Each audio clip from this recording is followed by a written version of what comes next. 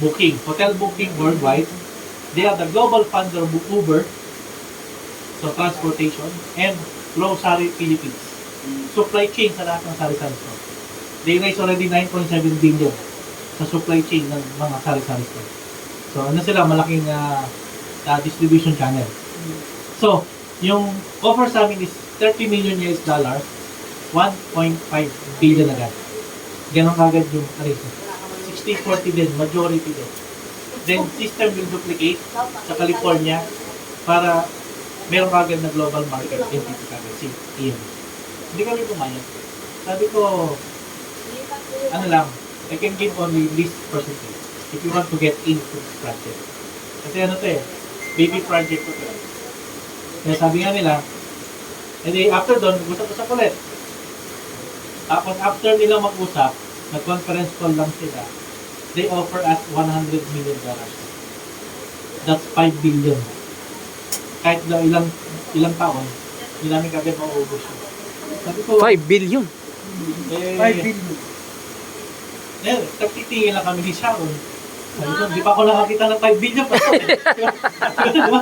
Pero, kahit di pa ako nakakita ng actual ng 5 billion, figures, numbers cannot lie.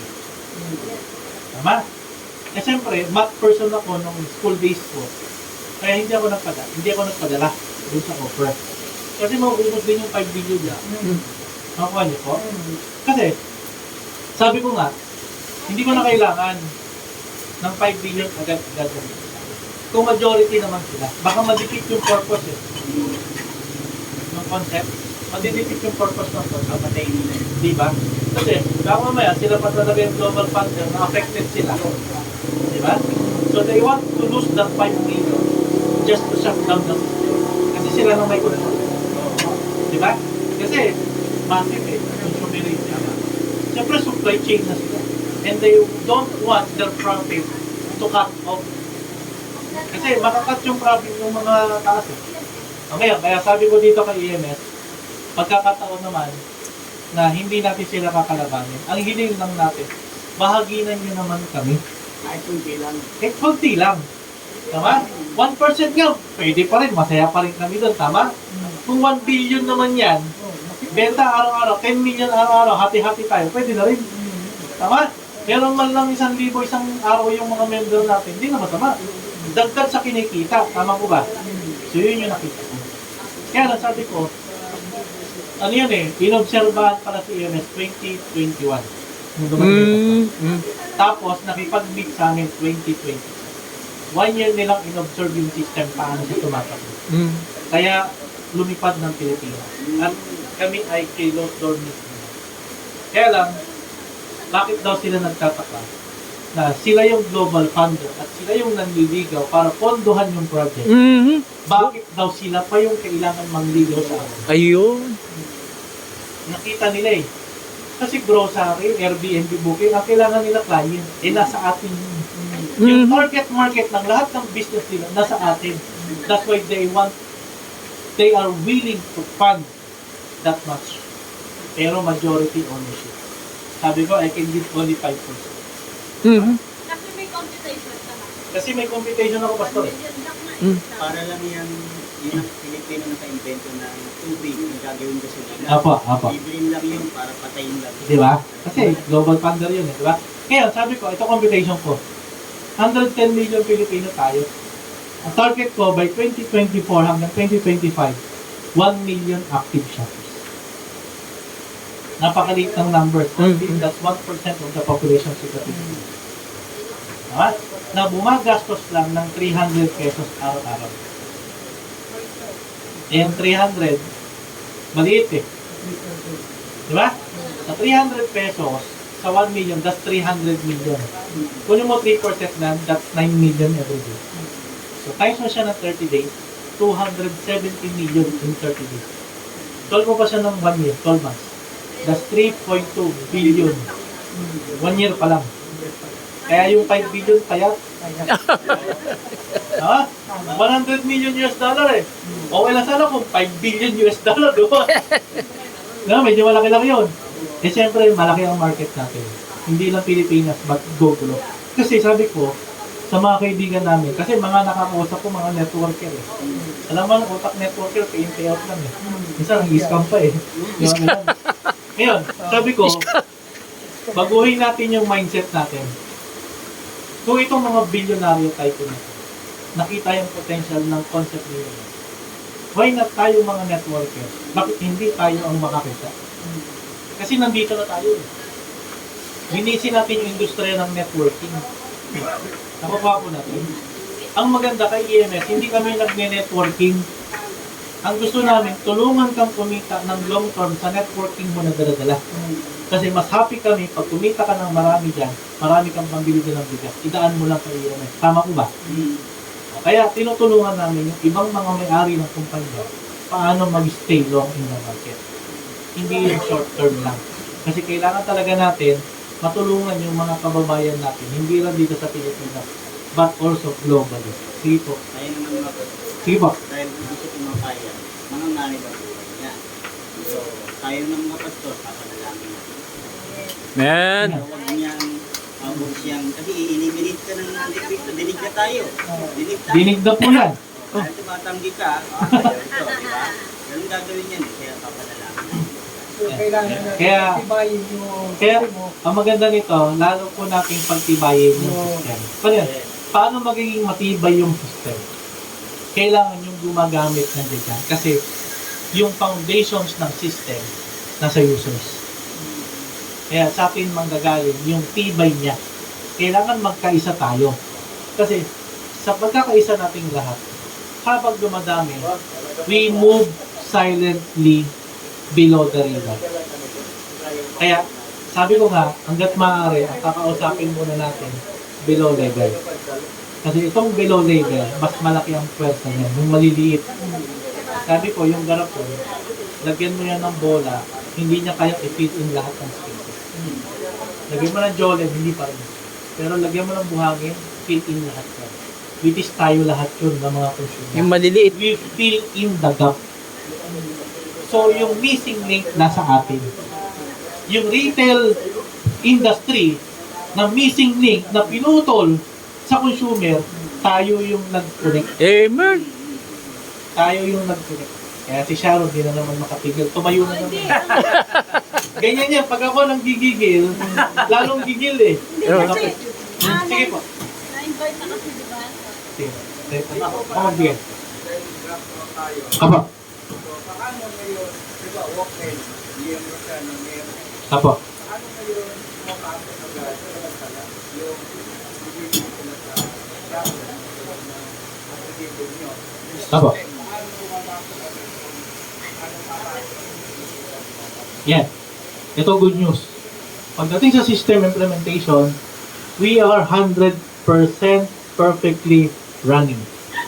Pagdating sa system, wala na po kayong poproblemahin. Kasi, ituturo na lang natin paano siya tatakbo. So, yung tanong mo, sir, 3 years nang gumagana sa system. Kumbaga, tested, improved na. Ngayon, ang gusto ko lang ma-emphasize sa inyo dito, yung heart natin, paano natin makukumbinse, natanggapin mo na pwede kang kumita sa gastos. Hindi, naintindihan ko. Naintindihan ko, sir. Kasi yung proseso ang titingnan natin dun. Kailangan may merchant account. Mag-merchant ka muna kasi kasi ganito po yan eh. Sa loob ng 3 years, lahat po ng tanong, nasagot na sa akin. Marami akong sagot na hindi pa ho na itatanong hanggang ngayon. Kasi ako po yung author eh. Tama? Ngayon, yung tanong ni sir, madali lang yung sagot doon. May system eh. Tama? May system ni sa shopper. Scan lang yung QR code ni customer gamit yung account ni merchant. Pamilya kay GCash? Scan? O, magre-reflect yung customer account. Tama mo ba? Pero hindi pera pambayad. Tama? Ang gagawin, kung ano yung i-receive ni merchant na pambayad. Kung GCash, bayaran mo siya ng GCash kung cash over the counter. Ngayon, ang report sa system natin, transaction. Pag na-submit na yung amount, automatically ipaprocess ng system. Na-receive mo yung 100, 3 pesos will be deducted from the merchant account and it will be reflected doon sa shopper's account pati yung nag-refer doon sa'yo, sir, may points ka doon sa 3%. Pero hindi yung buong 3% mapupunta sa'yo. Kasi meron din siya. Meron din siya. Meron din siya. Meron din. So, papasok sa account natin every single points. Ang good news, yung points, pag nag-reflect, real time. Diba, meron kang 10,000 member. 1,000 na lang kamo. Mas kumita ka ng 1.1 peso. Eh kung 1,000 yun, 1,000 pesos. 1:1 withdrawable. Hindi siya yung points na obligado kang ibili mo rin sa merchant. I-withdraw mo siya. Pera na siya. Any bank, any e-money like GCash, pwede rin sa remittance. Basta any way or any channel na pe-payout mo siya. Kailan i-release yung payout? Hindi next month, hindi 15 days, hindi next week, hindi rin bukas. Ngayon ka maging cash, ngayon ka rin pe-payout. Kasi real time, nandyan na yung fund eh. Nagpondo na si merchant eh. Ang tatanungin na lang ng system, kailan i-reflect yung reward sa'yo. Kaya buong maghapon, hanggat may bumibili, kumikita ka talaga. Kailangan building community tayo ngayon. Kaya habang pinarami mo yan, kikita ka ng malaki. Ngayon, hahatiin yung 3%. Actually, nasa system yon. May percentage computation. Okay? May points na napupunta sa bumili, pati doon sa nag-refer, automatically may percentage na rin na pumapasok kay EMS. So, walang pinagkaiba siya na binili mo yung product kay Shopee, kumita si Shopee. Kaya lang, kumita lang doon sila. Kay EMS, bumili ka sa merchant, may kita si EMS, pero may bahagi ka doon sa napunta kay EMS. So, ibig sabihin, pati ang consumer, kikita. Hindi lang yung platform, hindi lang yung seller. Sige po. So, dapat po pala, ang bawat isa sa amin na naging member na ng EMS. oo, dun sa buyer side, Apa. dapat tayo lahat, ang mindset natin is, bawat taong makakaharap natin, mapanegosyante o mamimili, prospect natin pag hindi pa sila member ng EMS. Yes, Yes. tama. Yes. Tama. Sakto. Kasi, pag hindi mo sila invite na registered under mo, hindi mo introduce si EMS, if somebody referred that person, manghihinayang ka na lang. Meron nga, mag-asawa eh. Yung sa Montalban, yung lalaki, kung ano-ano sinasalihang networking, eh puro sarado, scam. Galit na yung babae. Tigil-tigilan mo lang ako ha. Malaman ko pa, mananagot ka sa akin, tama? Eh, siyempre, nagbanta na yung asawa. Eh, take care pa naman yung asawa. Siyempre, pag nang-scam, profession niya madadamay eh. Eh ngayon, yung lalaki na-invite na naman kay EMS. Pumunta doon sa orientation hub namin. Nagustuhan, excited. Hindi niya masabi sa asawa niya eh. Tama? Eh yung babae, pinuntahan sa school, pinaliwanagan ng EMS. Na-excite yung babae. Ang ganda ng EMS eh, kakaiba to. Hindi to katulad ng mga ibang mga nasalihan natin. Walang sariling produkto, pero lahat ng produkto ng tindahan, yun yung produkto. Tama? Tapos kakaibang suki card. Sabi niya, may kita sa gastos. Kakaiba to.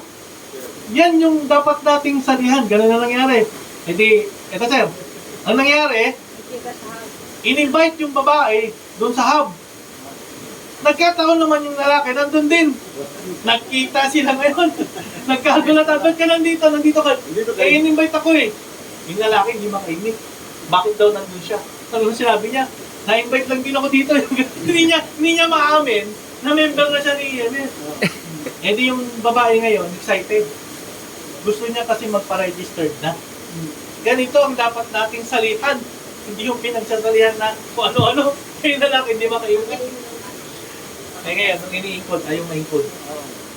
Registered na pala. Yung pala, ini-encode ng lalaki, yung babae. Sawa niya eh. Ini-encode niya, hindi niya lang pinaalam. Maboboljak siya kung diba, kung siya ano na naman yan, baka umpisa pa lang, di ba? Ngayon, nag-usap-usap na lang sila doon. So, yung nag-invite doon sa babae, medyo nanghinayang. Pero, pumayag siya kasi siyempre mag-asawa naman. Hindi na kasi pwedeng baguhin eh, no? Hindi na pwedeng baguhin kasi encoded na eh. Tama, pero mag-asawa kasi yon. Kaya activated na rin yon. Hindi niya lang sinabi. Di ba? Pero ngayon, nagkakatulungan sila ngayon doon. Kasi nga, sabi niya, ito yung negosyo na dapat talaga, ito ay hindi dapat talaga mapigilan. Dapat ito ma-spread talaga natin. Kasi marami talaga tayong matutulungan. Sige, sir. Ganito sir ang aking so, kami kami. Po. So, wala yung link sa'yo, pupunta sa akin. Tapos, Sir, putulin kita. From me to sir. Ah, Medyo lang. hindi, Sige po. parang gano'n. Ah. Kasi, Tama. Apo. Ikot dyan. Ah. Sige. Tapos, gusto ko i-email yung aking anak. Apo. Sa link niyo po. Sa link ko. Apo. Sa link ko. Kasi dito, actually, dito sa general na pagka sa Radio Island, at yung mga Apo. lahat ng grocery trata Apo. dito na umiikot dito, dumaan sa akin. So, mayroong dito sa impact na napakalaking ano dyan. Mayroon akong connection dyan. Eh, di panalo na. So, kanya na ko pinapag-aral kasi nanap kasi ito, pagsagip lang. Mas malawak pa po sa sagip. Oh. Ibig sabihin, si sagip, malaking tulong. sagip na sagip. Sagip na sagip. Yung lahat ng prime commodities na pangailangan ng Yes. tao. So, Nabanggit ko na yan nung nandun tayo. Hindi mo lang inunawa. ay, hindi ko rin Ngayon naunawaan na, Dagdag no? pa, Pastor. Dagdag Amen. pa. Since magre-refer ka ng merchant. mayroon napakalaking merchant dito na supplier halos general naka-impart sa hanggang sa Lilo Island. Apo. Tumataan sa kamay kayo. Apo. Mm. Eh di lahat ng mga Hindi siya yung may-ari. sinusuplayan niya, lahat ng mga sinusuplayan niya, Supplier. yun ang gawin nating merchant kasi direct to customer yun. Mm. Kasi hindi lamang yung salis sa pangita, kundi mga talaga Yes, kung ano dito. panalo. Amen. At pag ikaw ang naka-repair ng merchant, doon sa 3%, merong royalty ka na 2%. Lifetime. Tinawagan ko nga kanina bago pumunta rito, kaya lagi nasa opisina. Apo, Ayan. apo. Amen. Kaya salamat po sa Diyos sa time. And may dagdag lang, Coach Sharon, bago ko mag-closing. Una Sa ko mga may sa dagdag pa. Ano na lang. I-share ko lang. Actually, yung system natin, alam na po sa Malacanang. Na-invite na rin po. Kaya lang, hindi na po nagtuloy si Coach RBC kasi we are private business entity. So, no need naman. Pero sa totoo lang, syempre, kailangan ng ating pamahalaan ang talagang sistema. Tama po, di ba? Kasi sistema talagang wala tayo Kaya hindi talaga tayo naunlad. Kasi wala tayong sariling sistema na maganda. So sila, syempre, ang talagang target nila, bakit kailangan may system? Target nilang matrack talaga ang sales ng bawat businesses. Tama po, di ba? Nasa atin na yon. Ganda yung system natin. Talagang lahat, anything, pwede talagang matrack. And one more thing is, kung si Shopee and Lazada, ito last na lang, kung si Shopee and Lazada, tinangkilik natin, which is owned by Singapore and Malaysia, and even the 7-Eleven, which is concept of Japan, why not yung sariling atin? One of our advocacy is tangkilikin ng sariling atin. Tayo naman, magtulungan lang tayo. So, di ba, may sistema na tayo maganda, tangkilikin natin ang ating mga kapwa Pilipino, yung sariling atin. At yun nga yung sinasabi na kapag hindi merchant, huwag tangkilikin. Pag merchant, yun ang tangkilikin natin kasi may balik kita nga sa atin. Kaya malaking bagay po yun at makakatulong sa bawat isa sa atin kasi yung sa Bataan Maribeles, can you imagine, 1 million ang sales, 1% lang ang binigay kay EMS. That is 10,000 per day. Can you imagine that? Na dati na silang bumibili, wala naman silang kinikita. Pero just